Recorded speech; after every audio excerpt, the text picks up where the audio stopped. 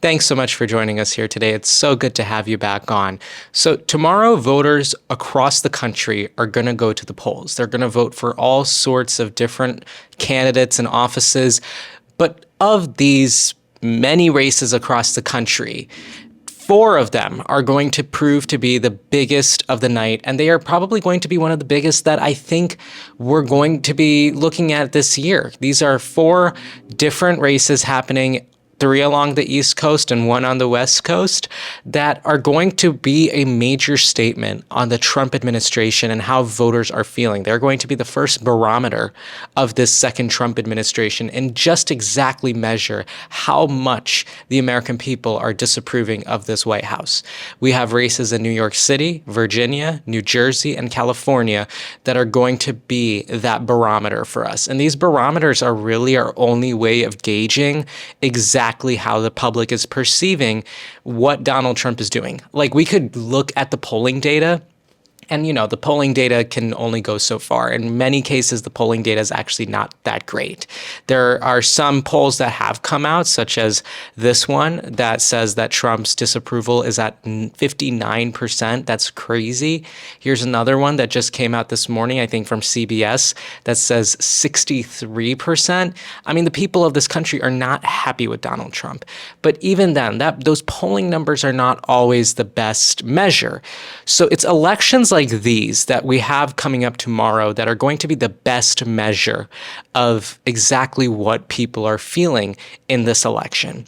And so, like I said, New York City, Virginia, New Jersey, and California are all places where people are headed to the polls and are going to be that measure for us. So let's talk about them. Let's start with New York City, which you might have heard a lot about. You've heard a lot about because it is one of the biggest races, not necessarily in terms of a rebuke of Donald Trump, but more for the Democratic Party. As we know, the party has kind of been lost since last year, when a year ago, I guess this week, Democrats lost the 2024 presidential election. And since then, Democrats have been in this weird soul-searching moment where they're trying to figure out where they are. What is this weird feeling of not having any direction, of having any leader, of having any purpose right now? So that's where we talk about the New York City mayoral race. Republicans have not won the mayor's office in a really long time in this city. And so it's usually been a shoo-in for a Democrat. So, those party battles, partisan battles that happen, those are what we are paying attention to. And so it's between Zoran Mamdani and Andrew Cuomo.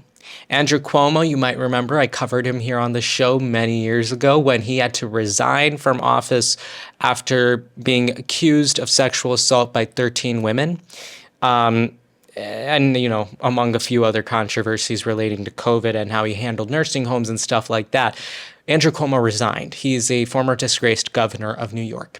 Zoran Mamdani is an assembly member who was elected to the state assembly just around the time that Cuomo left.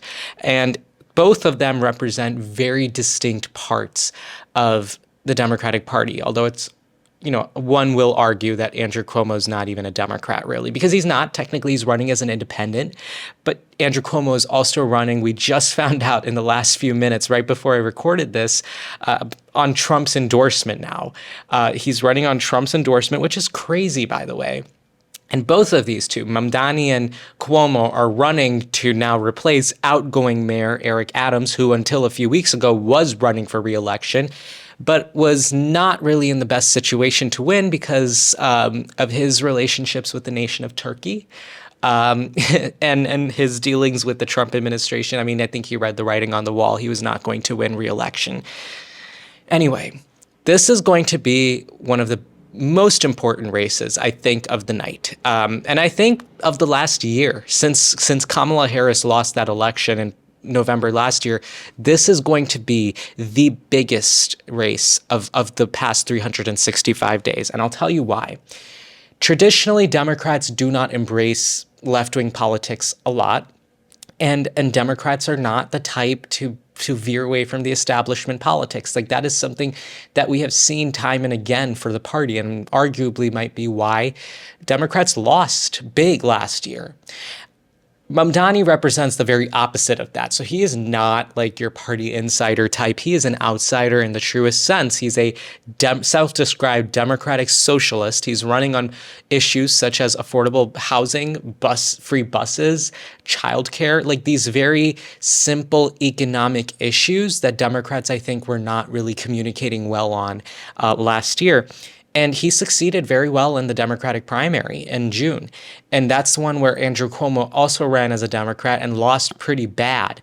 Mamdani was able to turn out young voters, voters who don't traditionally participate in these types of elections, people you would never see voting in a Democratic primary. They were turning out for Zoran Mamdani. And after he won that primary, he became a hotshot in the party because he was turning out voters that Democrats could not get to get off their couches in the 2024 presidential election, yet somehow he was getting them to turn out for a New York City Democratic primary for mayor.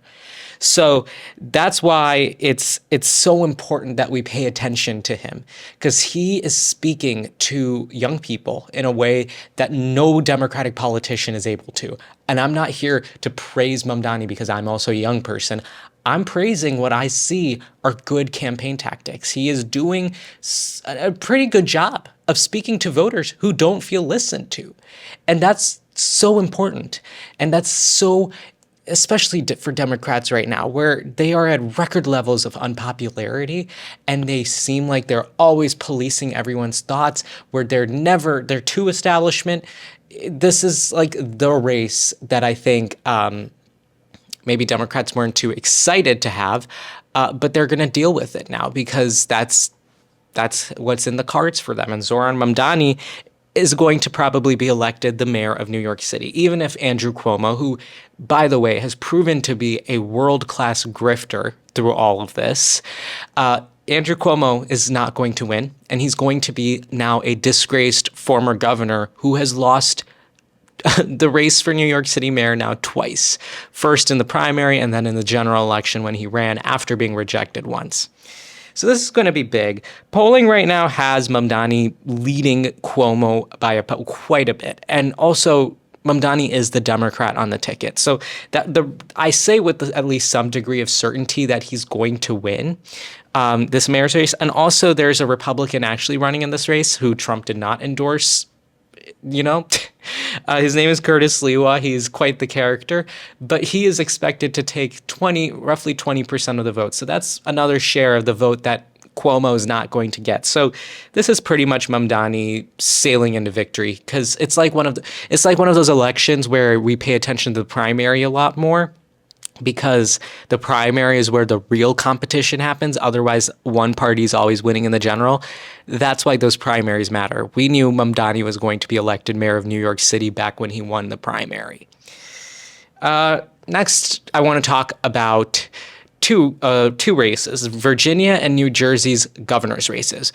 I like to pair these two together because I remember when I covered these elections 4 years ago, they were very much a measure of Joe Biden's popularity back then.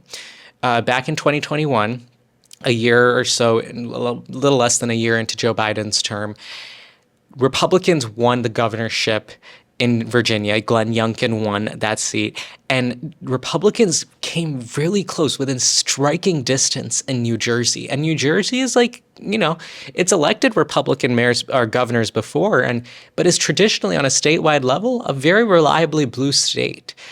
East Coast, generally rich folks like that live along big cities, like it's kind of Democrat central, yet somehow Republicans were really close, within striking distance of winning that governorship. And it's carrying into that same pressure is now carrying into this year. But instead of Joe Biden, now it's Donald Trump who's at the top of the ticket. And one could argue that narrowing in Virginia and New Jersey was kind of reflective of where the public sentiment was at. It wasn't really reflective of how the midterms turned out, but it did kind of it did show us some of the warning signs that we saw, because Virginia kind of crept up. New Jersey crept up in 2024 last year. So what's it looking like this year? So in Virginia, former Congresswoman Abigail Spanberger is running to be the governor. She's a Democrat. And in New Jersey, the Democrat is Congresswoman Mikey Sherrill. Both Sherrill and Spanberger were elected to Congress in the same class, and they're both national security mom types. Like that's what their brand was, the national security moms from the East Coast. They were actually roommates. Isn't that something? They were roommates in their first few years in Congress, but they're both now running to be governors of their respective states. So in Virginia, pulling up the data here, Abigail Spanberger is very likely to be elected the next governor. She's in a very comfortable spot. She's running against the lieutenant governor of Virginia, who's not been very popular and has had a lot of mishaps in the last few weeks. Her name is Winsome Earl Sears. She's been kind of, the lieutenant governor job in Virginia is a pretty much ceremonial role. So she's used the last 4 years building up her profile for a governor campaign, a gubernatorial campaign. But that's Sears. She's running against Spanberger. But right now, Spanberger actually holds a really wide lead. I think it's roughly 10 points over Sears. And so, I think it's pretty safe to say that Abigail Spanberger is in a very good position to become the next governor of Virginia. One of the two will become the first female governor, so that's another pretty big deal. And Spanberger, I think, I've covered Spanberger over the past few years. I've always found her to be incredibly promising. In terms of, I'll tell you why. She has a very unique charm to her in the sense that she's very moderate. Like she has very moderate politics. Like if you pay attention to her voting record in Congress and then like just how she presents herself, she is very moderate. Yes, somehow she's also incredibly charismatic. And that has been working out really well for her. And so the reason I point this out is if she's doing a good job as governor of Virginia, she has 2 solid years to establish that footing and then run for president in 2028. She will have the footing to do it. Flipping a governor's race in a state that everyone was watching, everyone knows who you are. I think well, let's keep an eye on Abigail Spanberger because I think she's going to win. And I think it's worth keeping an eye on what she ends up pulling off because I think she could very well turn her governor stuff into a presidential campaign. And I'll also tell you why it's so geared so well because in Virginia, you can only serve for governor just one term. And you cannot serve consecutive terms back to back. You can get reelected again. 4 years ago, Glenn Youngkin ran against a former governor of Virginia who did not serve the previous term, but served before him, Terry McAuliffe. And, not the biggest problem there in that sense, but those 4 years, really, she would have an excuse not to be looking at anything else because of the fact that she only has 4 years to do stuff. So I would imagine that Abigail Spanberger can gear this governor's office into a presidential campaign if she plays her cards right. Now, at the same time in New Jersey, which again I did describe as a blue state, Mikey Sherrill is kind of running it tight with her opponent, Jack Ciattarelli. Ciattarelli actually ran for governor 4 years ago against Phil Murphy. He's the one who ran up the numbers. And right now, this governor's race is seeming to be a dead heat right now. Like it's pretty even, very evenly split. If I was betting on this, I would reliably think that Mikey Sherrill is going to pull the win, but it's going to be closer. And it's part of this pattern of what we thought were previously, reliable blue states that are fallen out of Democrats' hands. This governor's race is going to be very close.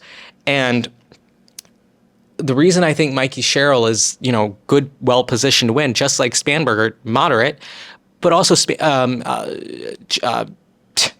all the names get mixed up. Sherrill represents a very close district in New Jersey. So that New Jersey swing state vibe, like she already represents a constituency like that.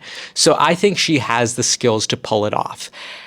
But what I do wonder is depending on how close it is, depending on how close this race is, it will be the win or the loss. If it's really close, it's a loss for Democrats. If it's lost, obviously it's a loss for Democrats. But if Cheryl is able to win this by more than a few points, then I would say that Democrats can feel a little bit good about their chances, because the whole point of the New Jersey race was that there is actual competition right now in New Jersey for the governor's race, which Kamala Harris probably didn't have to think twice about in the Electoral College. But it's like these moments where, governor's races are gone, then Senate races, and then House races, where then you start, worrying a little about the longevity of a party. And so I think Cheryl will win. I could be eating my words 24 hours from now, but I think that this is probably the one to watch in terms of like the real bellwether, the real barometer of where the mood is for statewide races.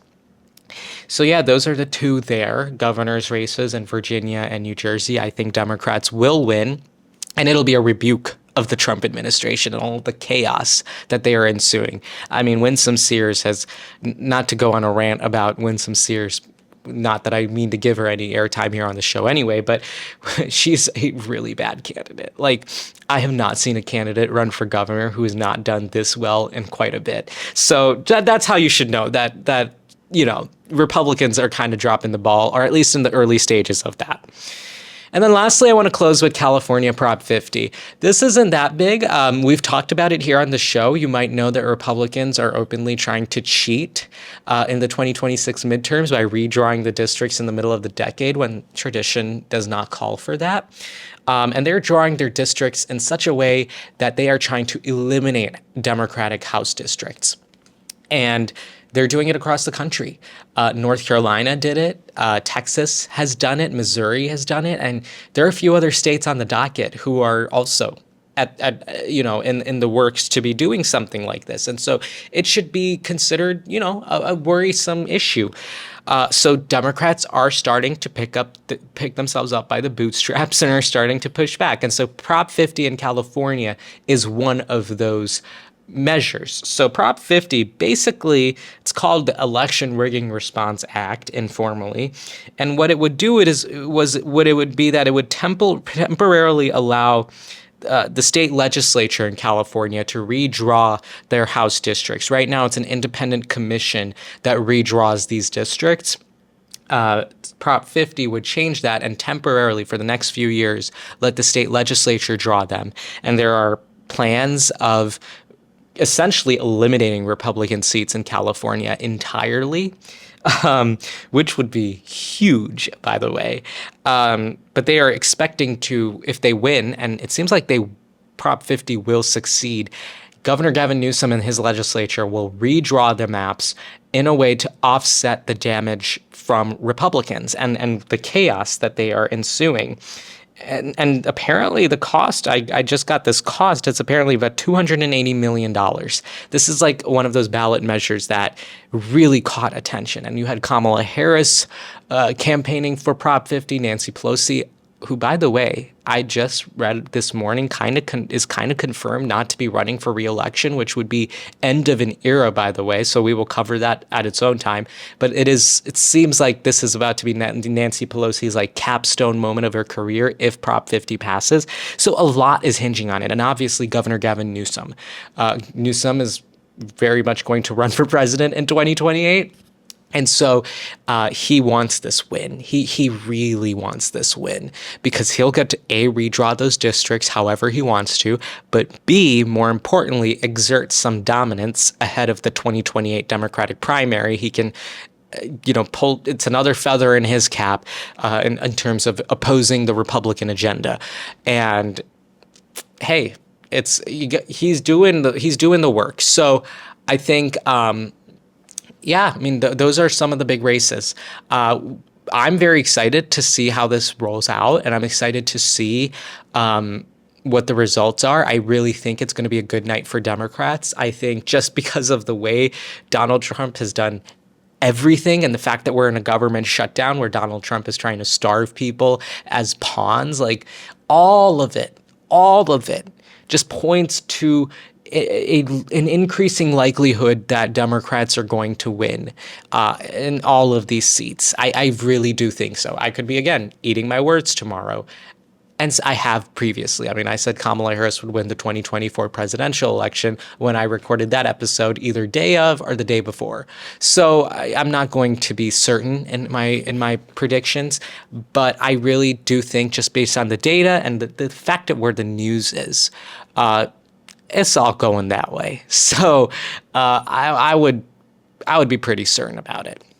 But anyway, that's what's going on in terms of elections. It's going to be a big day tomorrow. Follow the Ishan S Show on Instagram and subscribe to our Substack. I think on Substack, I'm going to do a little bit of a exclusive episode or whatever, breaking down the results or maybe something like that. Ooh, maybe I'll go live on Substack. That would be cool.